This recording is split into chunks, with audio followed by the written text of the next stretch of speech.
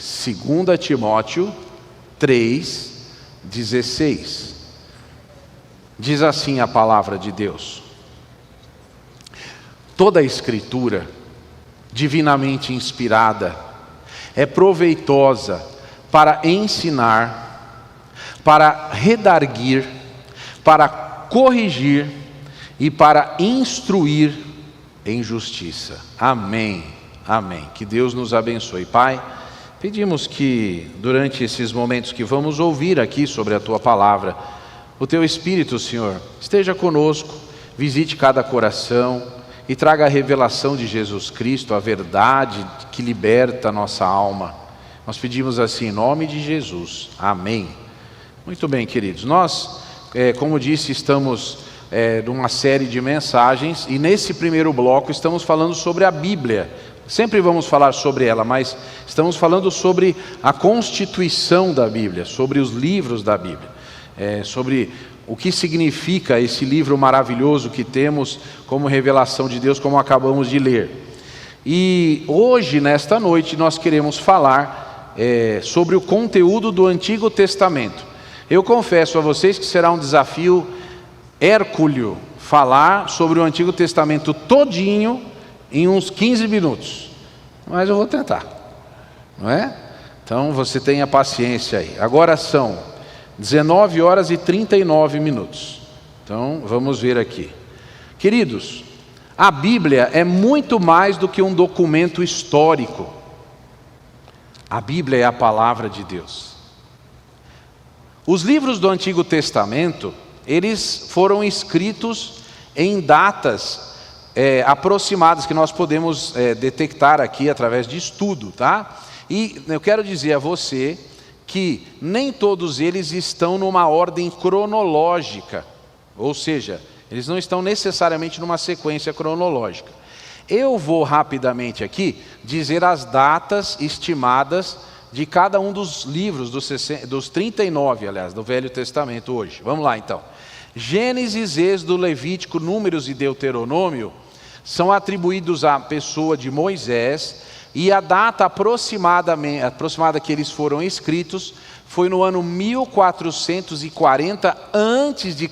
Só para que você entenda, quando eu falo antes de Cristo, eu quero dizer que você precisa somar. Aí nós estamos em 2023, tá? Então você tem que acrescentar mais 1440. Então isso quer dizer que foi muito tempo atrás, tá bom? É isso aí, somando um com o outro. Bom, agora, o livro de Josué e o livro de... Josué foi em 1350 a.C.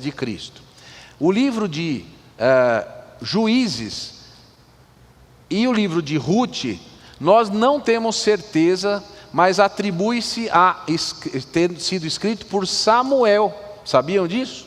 É interessante, não é? O profeta Samuel teria escrito esses dois livros, olha só que os estudiosos dizem, e a data aproximada seria no ano de 1050 a.C.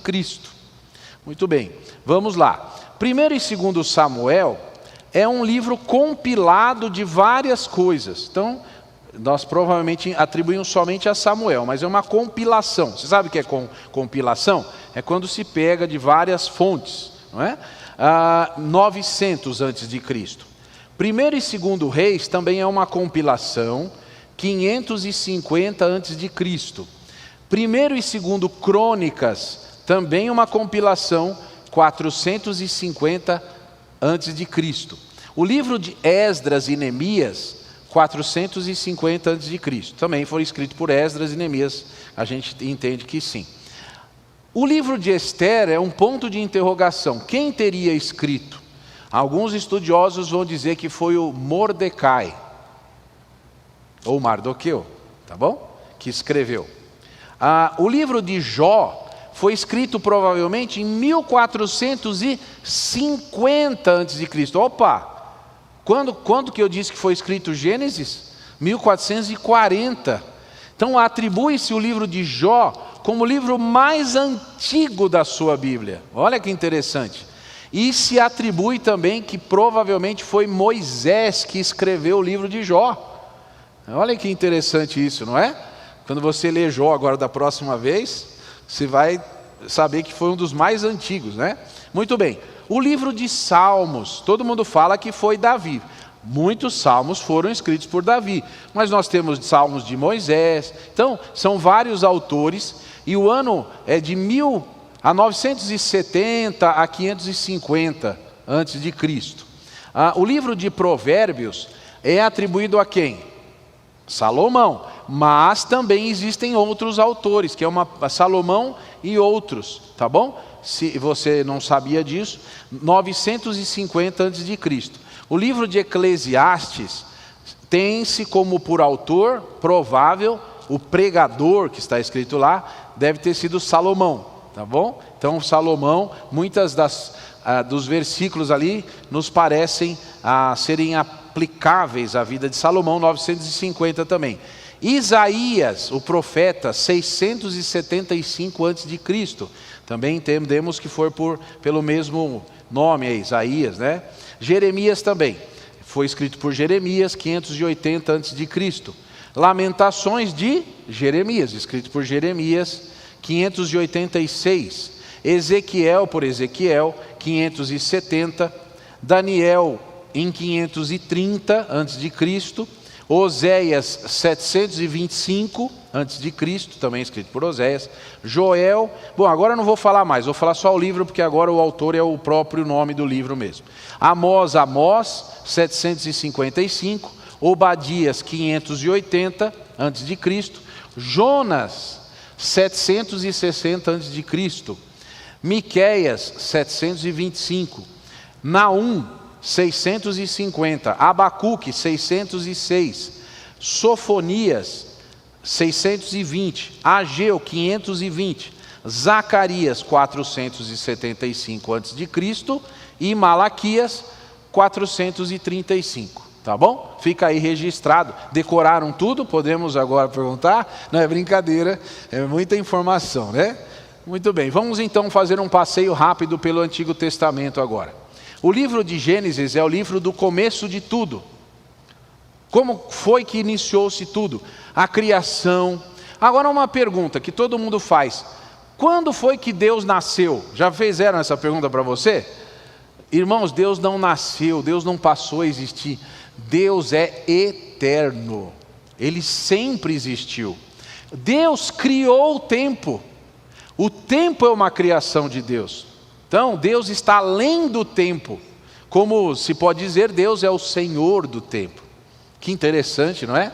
Deus não precisa de ar para respirar. Deus não tem sede para ir lá num rio e tomar água. Ele criou a água. Ele criou o ar. Ele criou a luz. Ele criou tudo o que existe. Somente Ele é eterno. É importante que você saiba disso. Quando você ora a Deus, você sabe que Deus está acima de tudo que existe. Ele domina sobre todas as coisas. Tudo está debaixo do seu cuidado. E isso tudo está escrito no primeiro versículo da Bíblia. No princípio, criou Deus os céus e a terra. Isso é importante que você saiba. Então, a Bíblia não tem... Ela começa com a criação de Deus. Deus também criou o homem e a mulher. Em Gênesis 1, 26 e 27, existe a criação do Deus. E ele disse assim, façamos o homem à nossa imagem e semelhança. Que coisa linda, nós somos pecadores por causa do pecado de Adão. Mas originalmente fomos feitos à semelhança de Deus. Olha que coisa, é a imagem de Deus. Bom, como eu disse, houve a queda. E isso é importante que a gente saiba. Nós chamamos teologicamente isso de queda, uma coisa que caiu. O que aconteceu?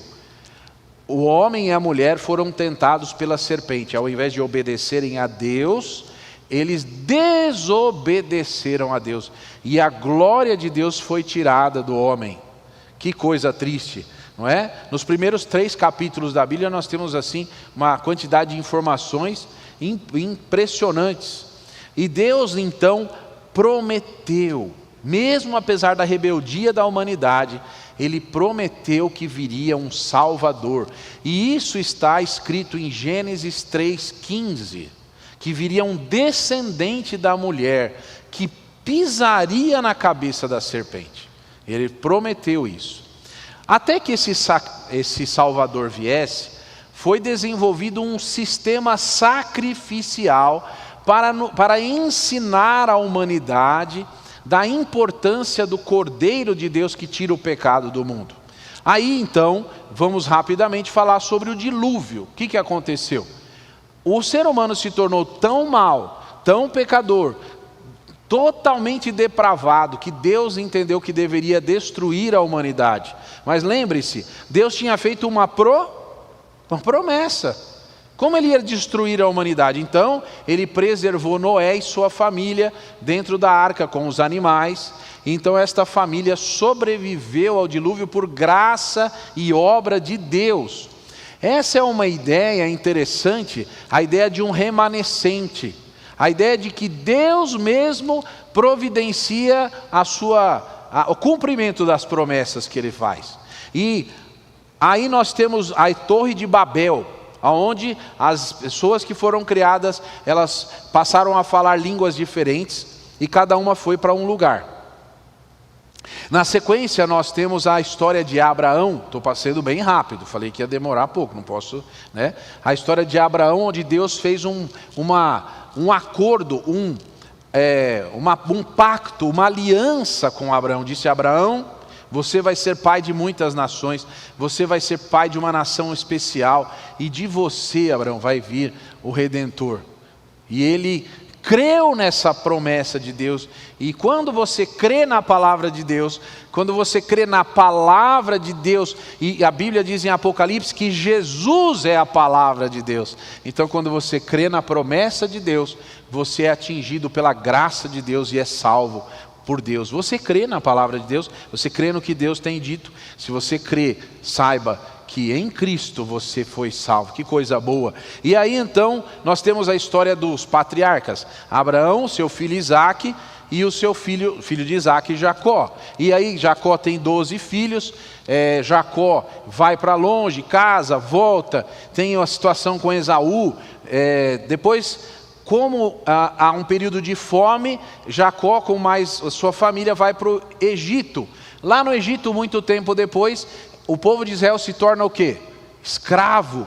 Ficam lá escravizados por mais de 400 anos. Eles clamam ao Senhor. E aí Deus levanta Moisés. Moisés vem como libertador, mas o verdadeiro libertador do povo não é Moisés, é Deus. E Moisés agora vai lá como líder, e ele nem queria, e ele então, através das pragas que a gente tem na Bíblia, no livro de Êxodo, o povo é retirado do Egito e agora passa a caminhar no deserto. E é apresentado para o povo de Israel Canaã, mas eles não acreditaram que poderiam vencer. E ficaram vagando 40 anos no deserto, até que aquela geração toda passou. Mas enquanto eles estavam no deserto, Deus os livrou de muitos perigos, muitos males. Deus os livrou dando saúde, e dando vigor, e ensinando esse povo, e trazendo um presente que você talvez nunca tenha pensado. Aquele monte de escravos que estavam desconexos, ele traz àquele povo a lei, os mandamentos, e com isso ele unifica os procedimentos, e isso, vamos dizer assim, traz uma consistência para aquele povo. Sabe a força da igreja onde está? Porque nós temos a palavra de Deus. Se você entende o poder que há pelo fato de nós sermos guiados pela palavra de Deus, isso aí é o nosso segredo. Agora já contei, né? Mas é o nosso segredo, é isso que nos faz poderosos. Porque todos os outros agrupamentos de pessoas da terra não seguem a palavra de Deus, não tem um caminho seguro para andar, e eles então andam mudando as coisas o tempo todo, mas a palavra de Deus não muda, ela é eterna, ela permanece para sempre. E aí então vem o estabelecimento da lei, e eu tenho que falar rapidamente do tabernáculo. Moisés, Deus deu uma visão para ele, disse: veja esse tabernáculo, você vai fazer esse molde que eu mostrei aqui, você vai fazer exatamente mesma dimensão, mesmas cores, mesmos materiais. Então foi feito o tabernáculo, que representava a presença de Deus no meio do seu povo, e que tudo do tabernáculo, tudo representa Jesus. Jesus no nosso coração. Olha que interessante. Até outro dia eu mostrei aqui um livro de Números, dizendo que o tabernáculo ficava no centro das... Quem estava aqui? Deixa eu ver. Estava no... bastante gente. Estava no centro, um domingo de manhã aí, no centro de todas as barracas. Estava lá. E a gente vê isso. Muito bem. Então vem o livro de Levítico, aonde se ensina o culto ao Senhor, que é muito importante, porque Deus não deve ser adorado de qualquer forma, Ele mesmo escolhe a forma que Ele quer ser adorado. Vieram as leis, os regulamentos, o livro de Números, mas eu não posso deixar de falar também das queixas. O povo de Israel reclamava de tudo. A gente não reclama, mas Israel reclamava. A gente sempre gosta de tudo que Deus deixa a gente fazer e as coisas que acontecem, mas o povo de Israel não. Eles acordavam reclamando e dormiam reclamando. Eles reclamavam do calor, reclamavam da água, reclamavam da luz. Da luz, pastor, estou falando da luz, não estou falando da energia elétrica. Então eles reclamavam de tudo. Reclamavam do pão, da comida, mas nós nunca reclamamos de nada. Nós somos, joia.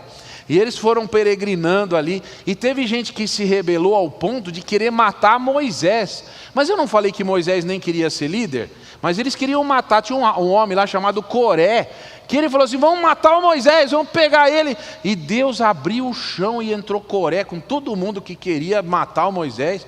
E foi uma coisa assim que... Você pensa que o pessoal parou de reclamar? Quem acha que agora parou, né? Não parou. E Deus então também deu leis para a nova terra, que era o lugar onde eles iriam. Como eles iriam fazer? E todo o Antigo Testamento nós temos profecias. Veio o livro de Josué, que é a conquista da terra prometida. Só um detalhe, Deus é tão justo, tão correto no que Ele faz, que pelo fato de Moisés ter desobedecido a Deus numa coisa, ele não entrou na terra prometida. Que coisa impressionante isso, não é? Nem Arão, nem Miriam. Uau! Olha, que coisa impressionante. Às vezes a gente pensa, né? Então nós temos lá o Josué. Depois do tempo de Josué vem o tempo dos juízes. O que aconteceu? O povo já estava estabelecido na terra, mas a liderança não era forte. Então o livro de Juízes é uma situação que cada um fazia o que queria, e quando dava tudo errado. Nesse tempo nós temos, por exemplo, um juiz que não fez muita coisa boa. O nome dele é Sansão. Você lembra da história de Sansão? Mas eu não vou contar agora não, foi bom que você lembrou. Vamos passar direto aqui. Mas tinha um caos espiritual, um caos normativo, ninguém obedecia a ninguém, estava uma confusão. E depois nós temos o livro de Ruth, que é lindíssimo o livro de Ruth. Se você nunca leu, por favor, faça uma leitura aí, reserve um tempinho para você ler. É muito especial, é um momento muito difícil do povo de Israel, do tempo dos juízes, mas sempre nós tivemos, diante de todas essas histórias e tudo isso, a graça de Deus sendo derramada. Deus cuidando de quem não queria saber dele, e Deus cuidava. E o povo de Israel desobediente sendo cuidado por Deus. Aí vem o primeiro livro de Samuel, como eu falei agora há pouco, e tem as circunstâncias, o nascimento de Samuel. Depois temos os livros dos reis, que fala a história de vários reis, que eu também não vou comentar aqui. A história de Davi, a história de seu filho Salomão, e o reino é dividido. Depois de Salomão, se torna o reino do sul com 2 tribos, o reino do norte com 10. E uma confusão, porque não queria que fosse para lá e para cá, não podia juntar tudo, os reis ficavam brigando, e poucos reis foram corretos no seu procedimento. E aí Israel entra em colapso, e na sequência Judá entra em colapso também. E aí o que acontece? Aí nós vemos que o povo, ele é deportado, estou sendo muito rápido aqui, deportado para a Babilônia. Eles vão morar em outro lugar, um lugar estranho, com uma língua estranha, e quem fica para trás ficou de uma situação de terra arrasada, e tudo isso. Aí nós temos a reconstrução do templo. A gente viu aqui algum tempo atrás, aqui, que eu falei sobre Esdras e Neemias. Alguém lembra dessa aí? Não? Olha lá, 2 pessoas. Olha, já está ótimo, maravilha, né? Então, aconteceu isso daí.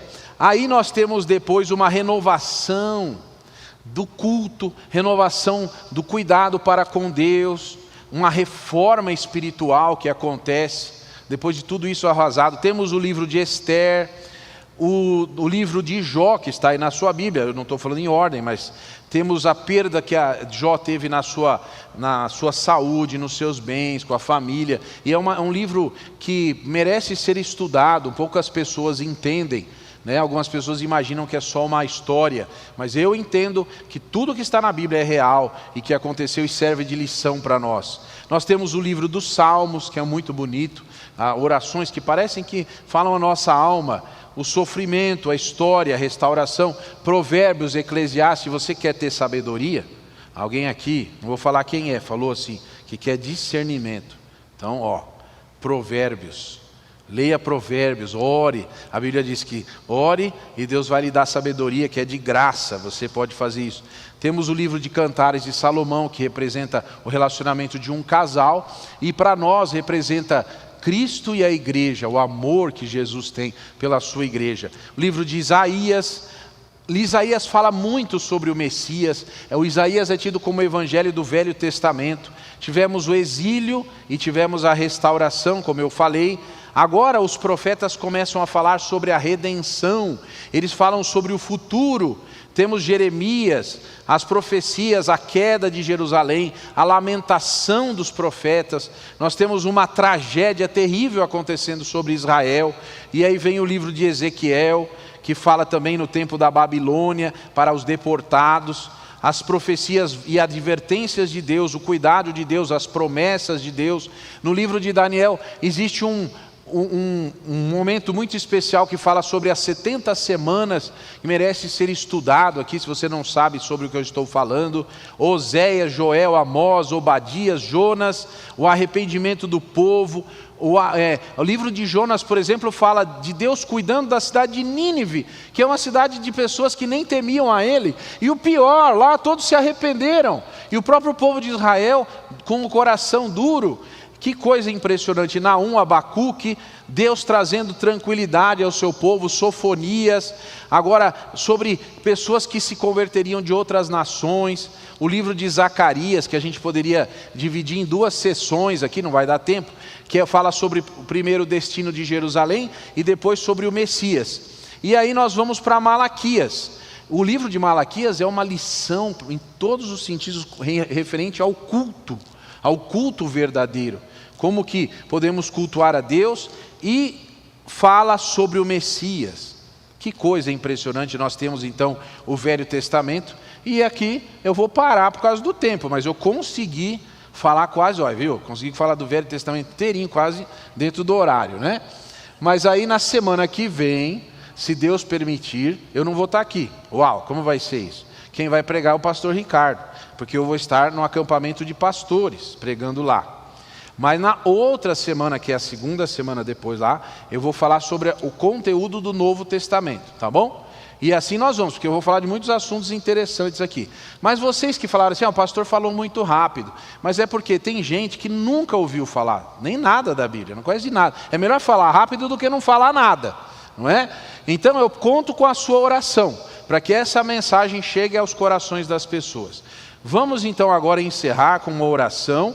E eu quero orar por sua vida. Fique de pé, por favor. Quero orar por você que está aqui. Que Deus abençoe sua vida. Que esse cuidado de Deus também atinja seu coração. Que você perceba isso, não é? Senhor, estamos na tua presença em oração. Queremos te agradecer.